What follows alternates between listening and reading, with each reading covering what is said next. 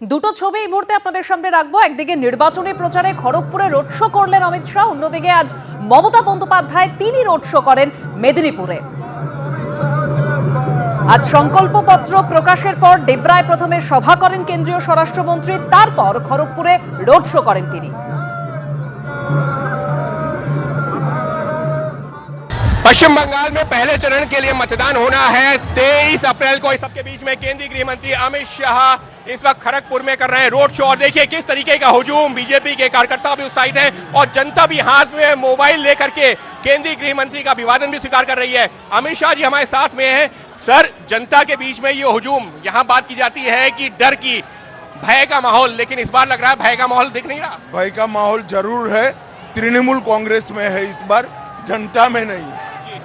Sir, आपने अपना जो घोषणा पत्र, संकल्प पत्र किया उसमें भी है कि भय को दूर भगाना है इस बार।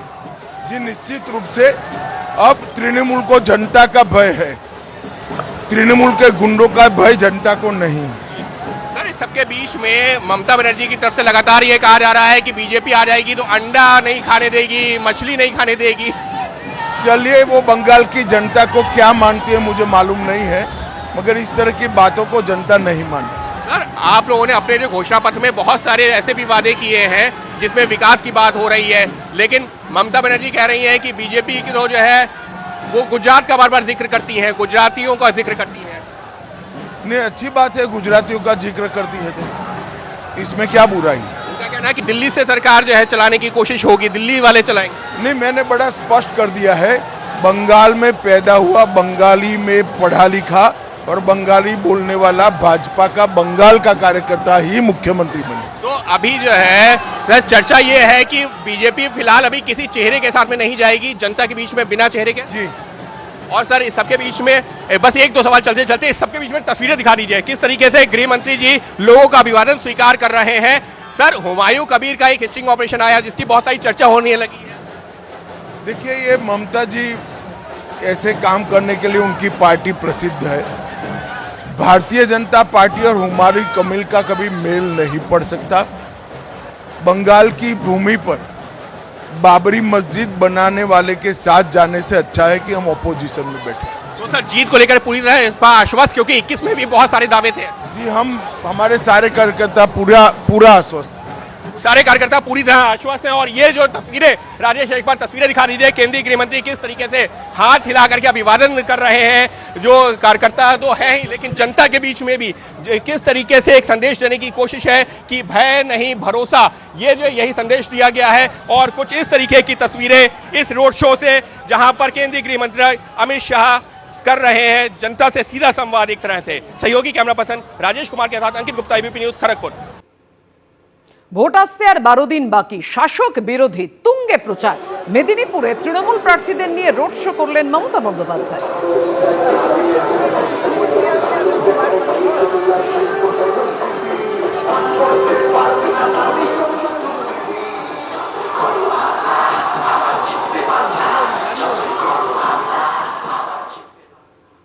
সোনার বাংলা করবে, একটা আয়নার মতো গ্লাস লাগিয়ে লিখে নিয়ে আসে, সেই গ্লাসটা আপনারা দেখতে পাবেন না, কিন্তু যিনি পড়েন তিনি দেখতে পান। তার নাম হচ্ছে টেলিপ্রম্পটার। আমি নিজের চোখে দেখেছি বলেই বলছি, সোনার বাংলা করবে। যে সোনার বাংলার ছেলে মেয়েদের ওনার বিজেপি রাজ্যে বিহারে অত্যাচার হচ্ছে, উত্তরপ্রদেশে মারছে, খুন করছে, রাজস্থানে খুন করছে, দিল্লিতে খুন করছে, আসামে খুন করছে, ডাবল ইঞ্জিন সরকার। আর লজ্জা করে না? বাংলার মাটিতে এসে বাংলা বিরোধী বলে কিনা সোনার বাংলা করবে। জিপ টেনে নেওয়া উচিত মানুষের গণতন্ত্রের মাধ্যমে। ভোটের মুখে রাজ্যে এসে অভিন্ন দেওয়ানি বিধি চালুর হুঙ্কার দিলেন কেন্দ্রীয় স্বরাষ্ট্রমন্ত্রী। 6 মাসের মধ্যে রাজ্যে এই বিধি চালু হবেই, সংকল্পপত্র প্রকাশ করে বললেন অমিত শাহ। পাল্টা জোর করে চাপিয়ে দেওয়ার অভিযোগ তুলে সরব হয়েছে তৃণমূল কংগ্রেস।